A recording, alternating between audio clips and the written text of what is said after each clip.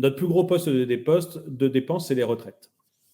C'est 14 points de PIB, vous le disiez la dernière fois, donc c'est entre 14 et 15. C'est notre plus grande dépense et c'est là où on a le plus d'écart avec nos voisins. Alors justifié ou pas, hein, peu importe, mais c'est là où on a le plus d'écart avec les autres pays européens.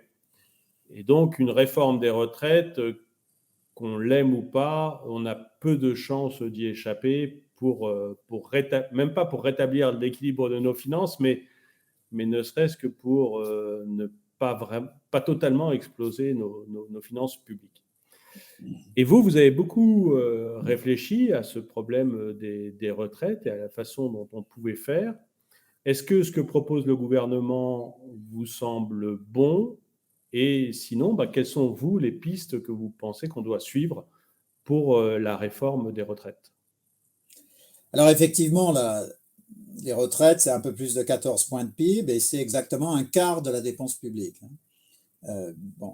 J'ai évoqué le fait que la dépense en 2019 était à 55,4. On est monté à 61 en 2020 et cette année, en 2022, on sera un peu plus de 58 points de PIB de dépenses publiques, avec un poids des retraites qui devrait être de l'ordre de 14,5 du PIB. Ça veut dire que la dépense publique, c'est le quart, la dépense de retraite, c'est le quart de la dépense publique, 14,5 sur 58. Pardon, je vous interromps juste une seconde, ce qui est quand même pas un très bon signe quand on dépense plus pour les retraités que pour les jeunes à l'école, en fait. Alors, vous avez raison. Que les retraites coûtent plus cher que l'éducation, c'est un véritable problème démographique dans le pays. On peut même élargir votre propos. Le budget de l'éducation nationale est autour de 6 points de PIB. L'enseignement supérieur est à moins de 2 points de PIB. Disons que les deux ensemble, c'est 8 points de PIB. Donc, la totalité de l'enseignement public plus les universités est à 8 points de PIB. Si vous rajoutez la dépense de R&D public qui est autour de 1 point de PIB, on est à 9. Et si vous ajoutez la totalité de l'investissement public qui est à 3, on est à 12. Donc, vous voyez qu'on dépense plus sur les retraites que la totalité des dépenses sur la totalité des jeunes, y compris l'enseignement supérieur et l'apprentissage, plus la recherche publique, plus l'investissement public. Donc, vous avez raison de pointer que c'est une situation très grave. D'autant plus que souvent, quand on dit qu'il y a un problème de dépenses de retraite et de recettes pour équilibrer ces régimes, donc on dépense un peu plus de 14 et on pense que si on ne prend pas de mesures, on va aller à 15. Et vous avez beaucoup de gens qui disent, c'est pas grave, il n'y a qu'à mettre un point de PIB de plus de recettes pour monter à 15, c'est juste un point de PIB. Alors, je pense que la comparaison au PIB, de ce point de vue, est très mauvaise sur le plan pédagogique. Et ce qui est plus intéressant, c'est de prendre le poids des salaires nets dans le PIB. Et il se trouve que le poids des salaires nets en France dans le PIB, c'est 32 points de PIB. Et donc, on voit qu'en réalité, il ne faut pas comparer les dépenses de retraite au PIB, puisque c'est le produit intérieur brut. Il faudrait d'ailleurs plutôt prendre le produit intérieur net après amortissement. Il vaut mieux prendre d'ailleurs plutôt le revenu disponible des ménages. Il faudrait donc mieux rapporter la dépense de retraite au revenu des ménages plutôt qu'au PIB. Mais quand on la rapproche des salaires, si vous augmentez les dépenses de retraite de 14 à 15 points, il va falloir chercher le point sur les salaires des gens qui travaillent. Et donc, qui sont par ailleurs chargés de financer les jeunes et de financer le quatrième âge. Donc, on voit bien que c'est complètement délirant et que les gens qui disent il n'y a pas de problème, pourquoi pas passer de 14 à 15, 16, 17, 18 points de PIB pour les retraites, ils ne comprennent pas les équilibres du système. Alors, ceci étant précisé, quand on réfléchit à une réforme des retraites, il y a deux façons de l'approcher.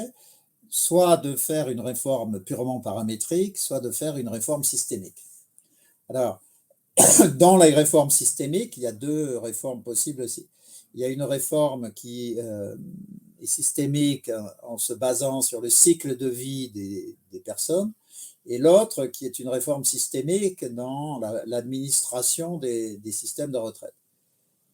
Alors, Macron, en 2019, avait voulu impressionner tout le monde en disant « Moi, je vais faire une réforme systémique du mode d'administration en passant par le régime par points. » Alors, c'était le même régime par points pour tout le monde et ça allait être génial. Et on imagine bien, à l'époque, il n'avait même pas 40 ans, on imagine bien le jeune président disant voilà, globalement, en France, ça fait 30 ans qu'on n'arrive pas à réformer les retraites. Moi, j'arrive et hop, moi, je fais le régime par points et comme un bon magicien, je règle tous les problèmes en une seule fois.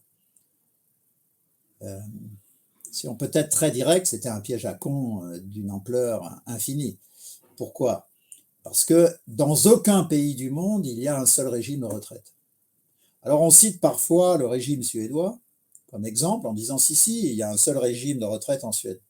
Oui, il y a un seul régime de retraite en Suède jusqu'à 40 000 € de revenus par an. Et au-dessus, combien il y a de régimes ? Quand on pose la question, les gens disent 2, 3, 5, sachant qu'en France, il y en a 42. Non, il y en a 800. Aucun pays au monde n'a un seul régime. Et donc, moi, je suis parti pour, effectivement, ça fait longtemps que je travaille sur les réformes des systèmes de retraite. Je suis parti plutôt d'une réforme systémique, mais fondée sur le cycle de vie et sur la compréhension de la façon dont les gens se relient au marché du travail. Et quand vous faites cet exercice, vous voyez qu'il y a 5 façons de se relier au marché du travail. C'est pour cela que je prône que nous passions de 42 régimes à 5, mais je dis surtout pas à 1, parce que ça casse des fonctionnements sociétaux fondamentaux. Alors, quels sont ces 5 fonctionnements sociétaux fondamentaux? Les 5 façons de se relier au marché du travail. La première, c'est salarié du privé. Bon, quand vous êtes salarié du privé, vous êtes dans une entreprise privée, vous comprenez que vous êtes dans l'économie marchande et que ça a certaines implications.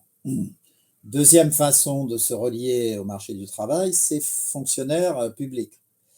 Alors, la fonction publique a souvent mauvaise image, mais je pose souvent la question, qui veut être prof de collège à 1 500 € en Seine-Saint-Denis ? Qui veut être flic dans le 93 à 1 600 €? Il n'y a pas tellement de gens qui lèvent le doigt. Donc, les fonctionnaires qui effectuent ce travail, ils le font souvent parce qu'ils se disent « je ne suis pas très bien payé, mais j'aurai une retraite correcte ».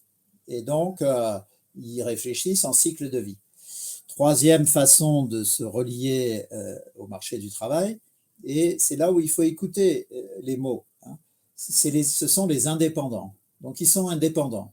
C'est les 3 millions d'indépendants, commerçants, agriculteurs et autres qui travaillent dans notre pays. Et ils sont indépendants.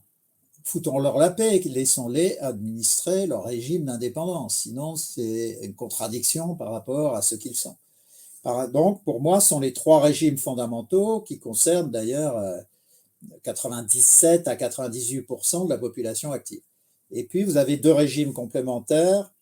Un régime dit de régimes spéciaux du public, qui concerne essentiellement SNCF, EDF et RATP, qui en plus sont 3 secteurs où il faut prendre en compte les réalités socioculturelles et sociopolitiques. Nous avons des syndicats révolutionnaires assez agressifs. Donc, dans ces 3 secteurs, nous avons également des rigidités et des contraintes spécifiques.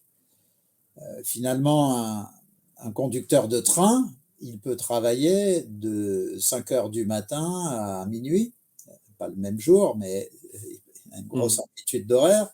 Il peut découcher de chez lui 15 jours par mois, Donc, ce sont des contraintes.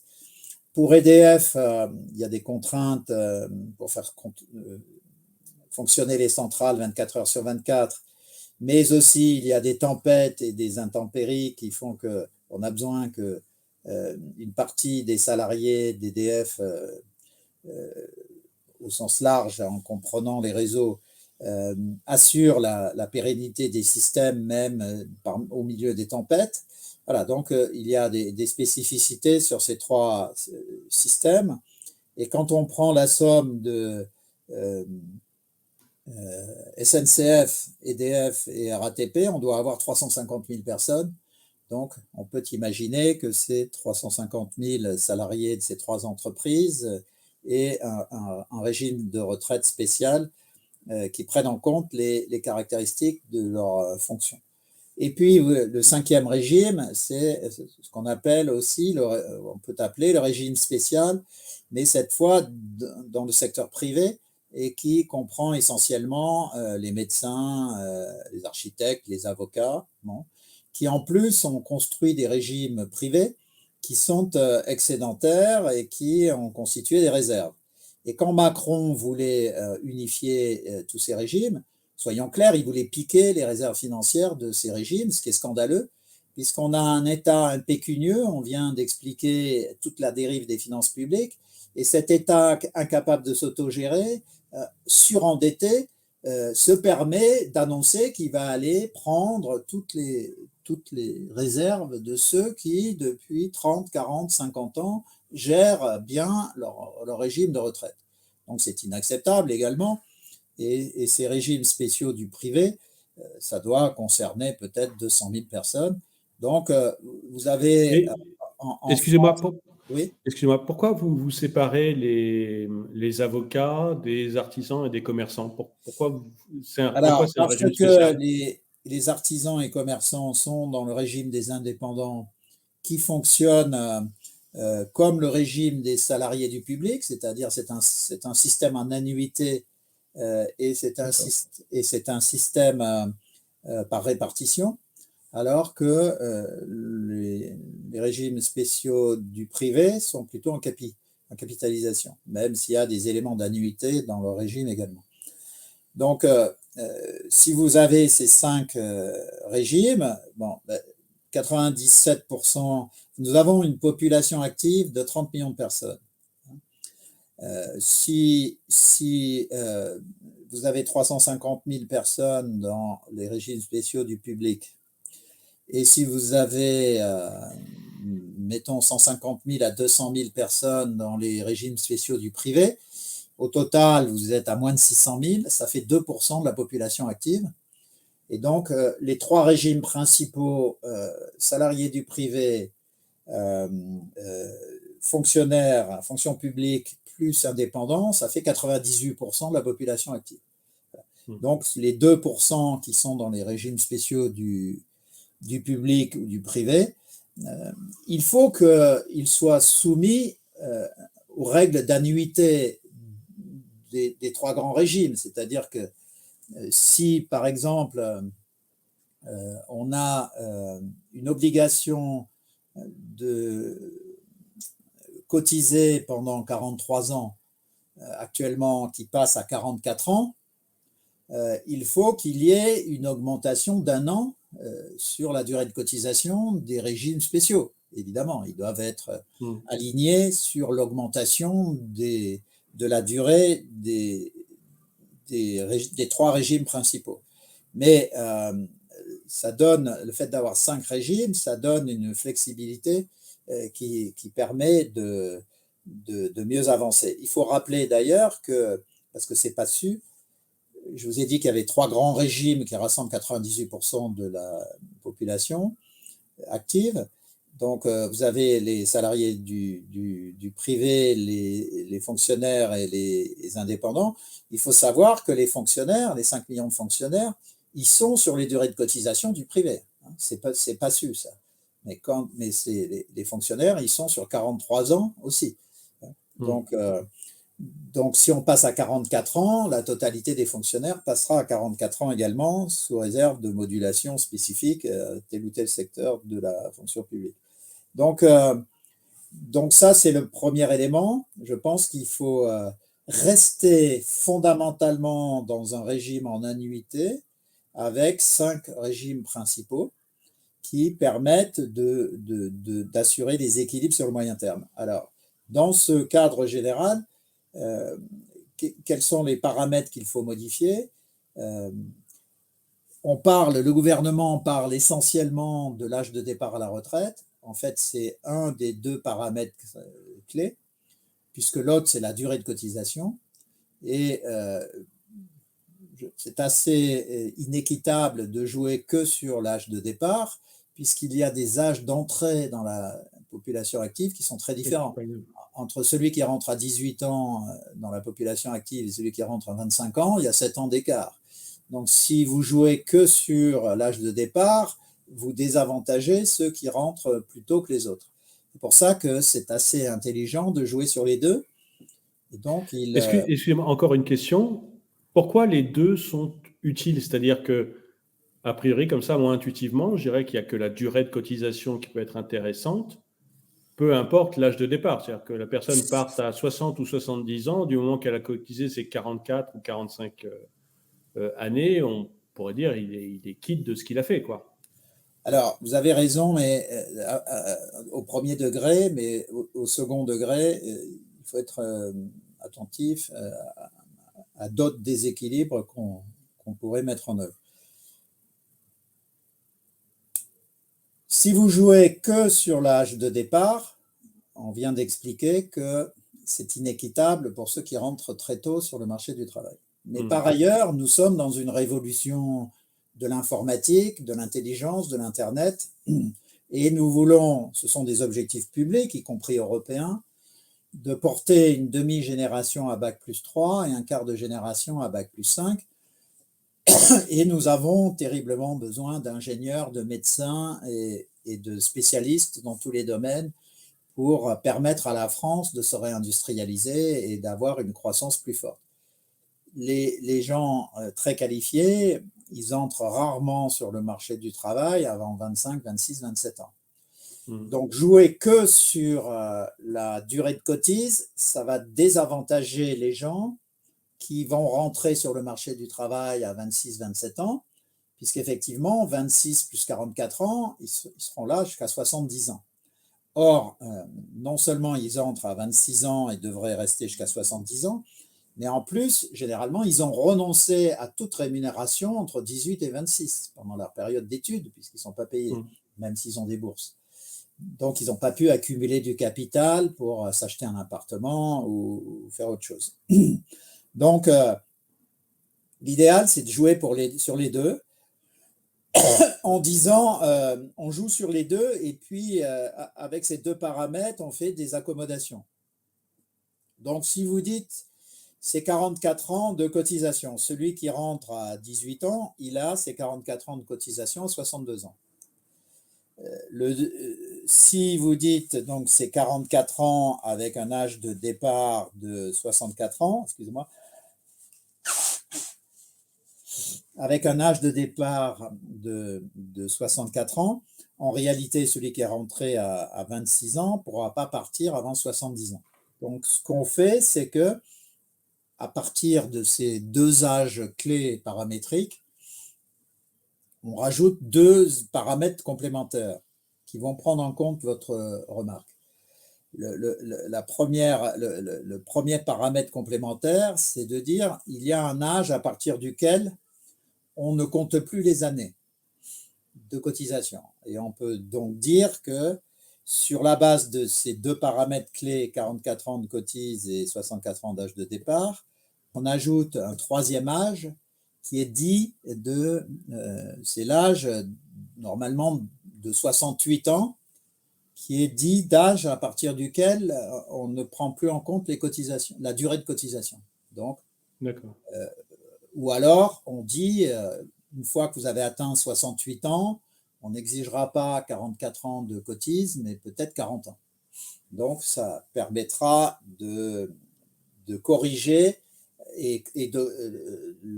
l'effet de perte de revenus pour ceux qui ont étudié de 18 à 26 ans sans être payés. Bon, ça, c'est le premier point. Et le quatrième paramètre, c'est de dire si ceux qui ont travaillé à partir de 18 ans pendant 44 ans et qui arrivent à l'âge de 62 ans ont travaillé dans des métiers pénibles, on leur donne un bonus qui peut atteindre, par exemple, 18 mois. Et on crée un deuxième bonus pour le fait d'élever des enfants, lui aussi plafonné à 18 mois. Et on plafonne le bénéfice des deux bonus à 2 ans. Puisque si vous aviez les deux, vous pourriez faire 18 plus 18, ça ferait 36 mois et ça ferait 3 ans. Donc on plafonne les deux à 2 ans.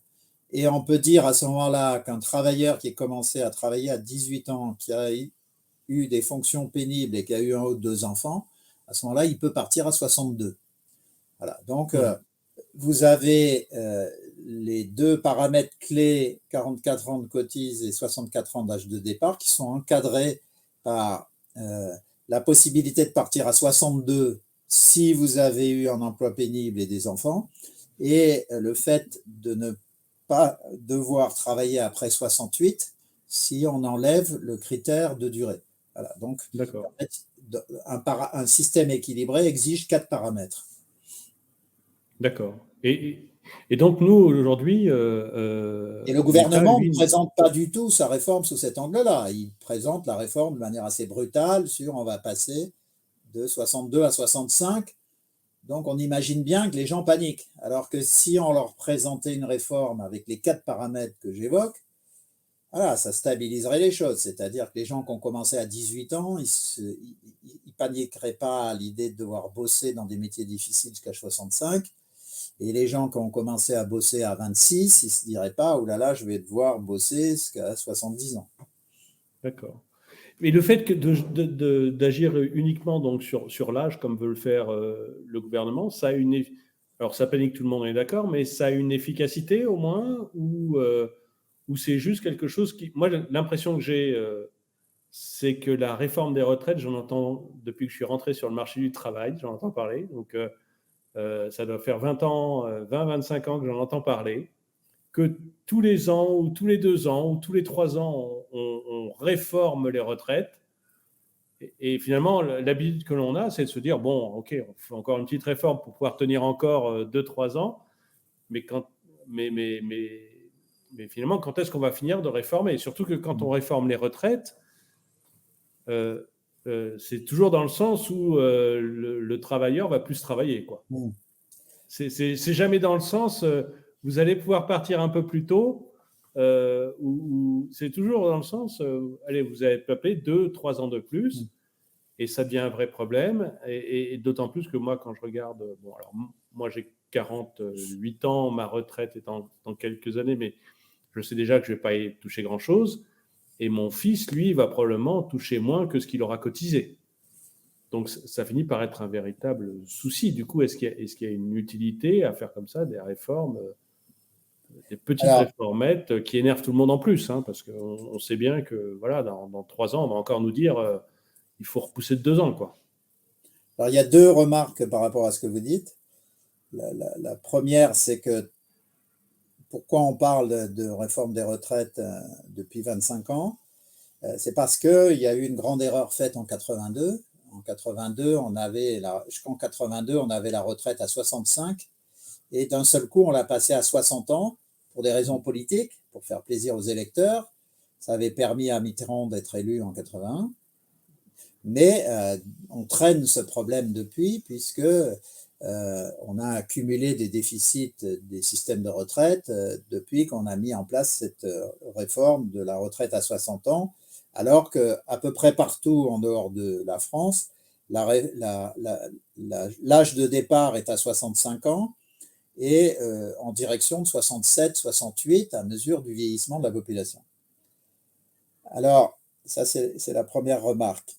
La deuxième remarque, c'est la situation étant ce qu'elle est, suite à la décision de 82 et des petites réformes intervenues depuis, qui ont remonté l'âge de départ à 62 ans et qui ont intégré un critère de durée de 43 ans de cotise. Mais effectivement, compte tenu du vieillissement qui continue, on va continuer de faire des réformes. C'est-à-dire que là, il est vraisemblable que le gouvernement ne pourra pas imposer les 65 ans.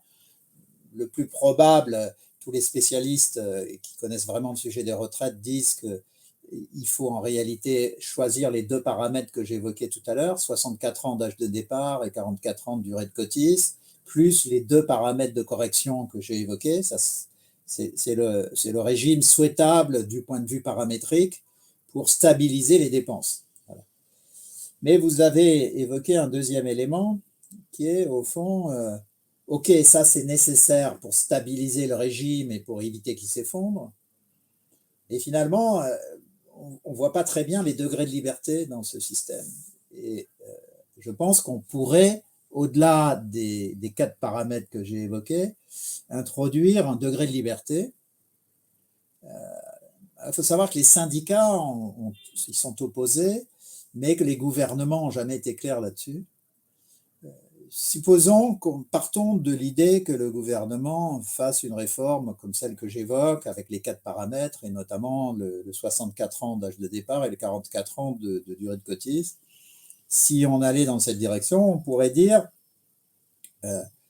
j'ai évoqué le paramètre complémentaire qui, avec la pénibilité et les enfants, permettrait de partir à 62 ans. Mais tout le monde n'aura pas la pénibilité et les enfants pour pouvoir partir 2 ans plus tôt, c'est-à-dire à 62 ans.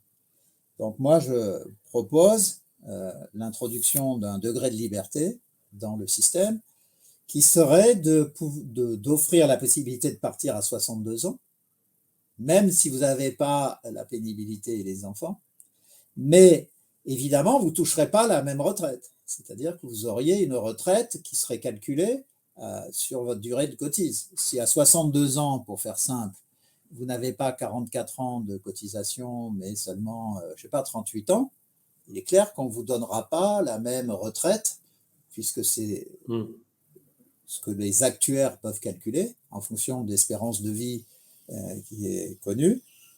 On peut corriger la retraite et à ce moment-là, si vous n'avez que 38 années de cotisation au lieu de 44 et que vous souhaitiez néanmoins partir à 62, vous auriez peut-être une retraite avec 15% de moins ou 18% de moins que ce que vous auriez eu si vous aviez continué de travailler. Donc je pense qu'il faut offrir cette possibilité parce qu'il peut y avoir des gens qui ont un petit revenu complémentaire, ils ont un studio, un appartement, et ils pensent qu'ils pourront compenser la décote de retraite par un petit loyer ou par une autre source de revenus. Donc moi, je pense qu'il faut introduire cette première liberté. Et je pense qu'il faut introduire une deuxième liberté, qui est que dans l'hypothèse où vous partiriez à 62 ans avec la décote qu'on évoquait, vous puissiez cumuler un emploi avec votre pension. Et là, l'idée, c'est que peut-être que pendant quelques années, vous travaillez 2 jours par semaine. Alors, vous étiez pendant 38 ou 40 ans employé dans la sidérurgie, la mécanique, le transport, la logistique. Vous n'en pouvez plus, donc vous dites, moi, je vais m'arrêter plus tôt. Mais en revanche, parce que je ne veux plus être sur les routes 5 jours par semaine, ainsi de suite, mais en revanche, autour de chez moi, je peux parfaitement travailler 2 jours par semaine pour aider un magasin d'alimentation, pour aider un restaurant, ainsi de suite.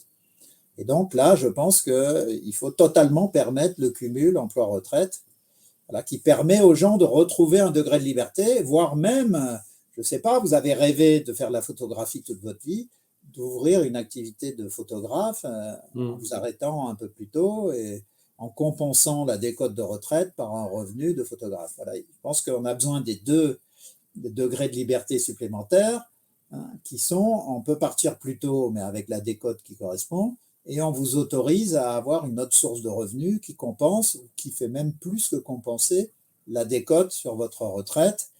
Et vous voyez d'ailleurs que quand on réfléchit au cycle de vie et en termes de liberté, on constitue un système qui est très flexible finalement, puisque vous avez un âge de départ qui est annoncé à 64 ans, mais qui en fait s'ouvre de 62 à 68. et vous avez une durée de cotise qui est annoncée à 44 ans, mais qui peut tomber à 38 ans si vous acceptez la décote. Vous pouvez d'ailleurs aussi avoir des surcotes, c'est-à-dire que si vous travaillez plus de 44 ans, avoir une prime très significative pour travailler 1 an, 2 ans, 3 ans de plus, qui fait qu'à ce moment-là, vous aurez une retraite augmentée cette fois de 15 ou 20%. Donc il y a déjà des éléments de surcote dans le régime, mais on pourrait imaginer de les augmenter. Voilà. Donc on peut créer un système flexible. Vous avez 5 grands régimes, vous avez un certain nombre de paramètres qui permettent à la fois d'équilibrer financièrement le système et qui permettent à chacun de nous de faire valoir ses enfants, sa pénibilité, ou qui permet à chacun de nous de sortir du système pour faire autre chose. Voilà, et je pense que la grande faute du gouvernement, c'est d'annoncer seulement 65 ans sans cette réflexion globale sur le cycle de vie qui permette à chacun de trouver des degrés de liberté. Voilà, c'est ce que j'espère que nous serons capables de faire dans les mois qui viennent. Alors, j'ai une toute petite dernière question qui me vient à l'esprit sur les retraites. Donc, vous évoquez des degrés de liberté et un cycle de vie. Et l'un des grands reproches que l'on fait au système des retraites et à l'allongement du durée de cotisation et de l'âge, c'est de dire, mais à partir de 55 ans, dans le privé, on vous fout dehors, quoi.